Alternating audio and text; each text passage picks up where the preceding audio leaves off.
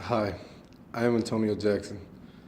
I am here to discuss the um, literature that we read by Bobby Harrells and kind of piggyback off of the our last discussion dealing with the magazine covers. Um, there's two things that I want to talk about from his reading, so I'm going to kind of break it down like that. Um, the first part would be the cycle of socialization. And basically, the way he looked at it was that the targeted group would be disfranchised, exploited, victimized by prejudice, discrimination, and other structural obstacles. And basically, it's just saying that they kind of set the institution kind of set the ways that um, the people are still oppressed, and the people that kind of don't look a certain way, like with the magazine issue. Breaking his cycle down a little bit further, it was two kind of segments that I really kind of broke down a little further, and because it really had great influence in it. It was the institutional and cultural socialization, and within that part, it had other sublets in it, but the main three that I was caught my attention was the television, legal system, and culture. They have great influence on us, no matter whether we want to admit it or not. The television tells a lot of kids, a lot of people, how to live, the way to live, what's cool, what's not. The culture is the same way, and it's all institutionalized. And it kind of leads us to think that the portrayal of the status quo.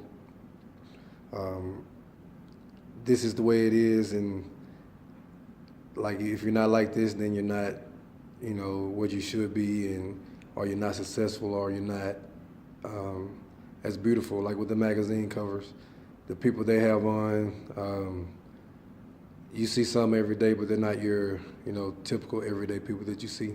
So it's kind of putting them as the establishment and kind of putting others as the people on the other side. So, and that within that it had another segment which ended up being the results of those, and it was silence, self-hatred, and the lack of reality. And it led you to think that if you're not like the people on the cover of the magazine, then you're not beautiful, which is that's not true, because the way I look at it, beauty comes from within, and just because the people that they portray on those magazines look the way they do, don't mean they're beautiful either. The second part that he had was the cycle of liberation, and that was basically a chance to creating a new culture. The oppressors, they don't like that. That's not something that they want, because, as I spoke before, they want to continue the status quo. They want to give out a perception and an image that this is the way it is, and anything that goes against that is that's not what they want. It talked about in the reading, play your role in oppression. I'm not sure about a lot of people, but I've never felt anything against that. I've never felt like anybody's better than me. I'm not better than anybody, but I don't care how much money they have. I don't care the style they are or how they perceive themselves. But the way my mother taught me that, you can be as good as you are, and you can be as good as you want to be. So that's kind of piggybacking off of something he said he discussed in his literature in the cycle of socialization, that the people that bring us up, without knowing, they, give us habits and things of that such.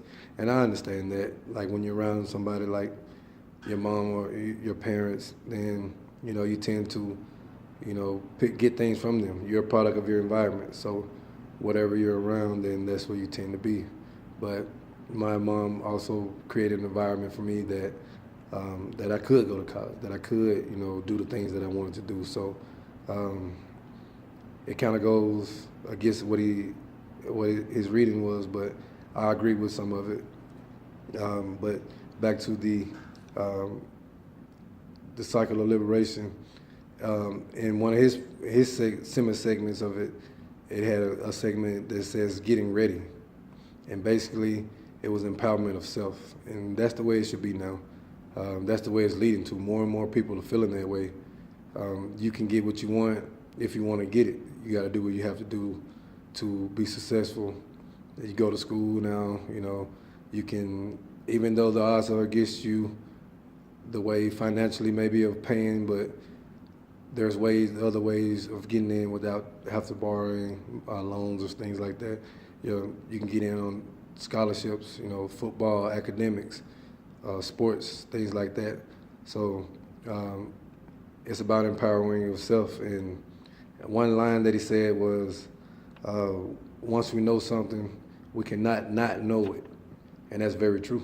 Once you learn something, then they can never take it away from you. But it's not remembering it, it's learning it, it's knowing it. So once you really know it, then you would not ever not know it. It kind of goes back to the previous chapter when Robert Park, he's talking with the race relations cycle. He said eventually it was going to come down to your abilities and your talent, and then they wouldn't really matter about your race or your ethnicity. And some of the magazines that I talked about in the last discussion was Dak Prescott. He was on the Time, and Colin Kaepernick, he was on the Sports Illustrated.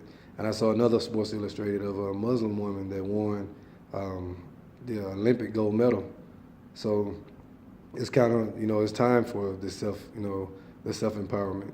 Like I said, you can do whatever you want to do as long as you want to do it. So it kind of takes, what the will that you're willing to go through. You have to go through a little bit tougher road, but in the end, if you want it as much as you say you do, then I think it's it's leaning more and more in the direction of us being able to make ourselves equals without the opportunities and the things that they have. So even though we might be a minority, like the Hispanics and the African Americans and the Native Americans, more and more of us are becoming more and more of us are leveling the table out because of the opportunities and the things that they're willing to do. So that's the end of my discussion. Thank you.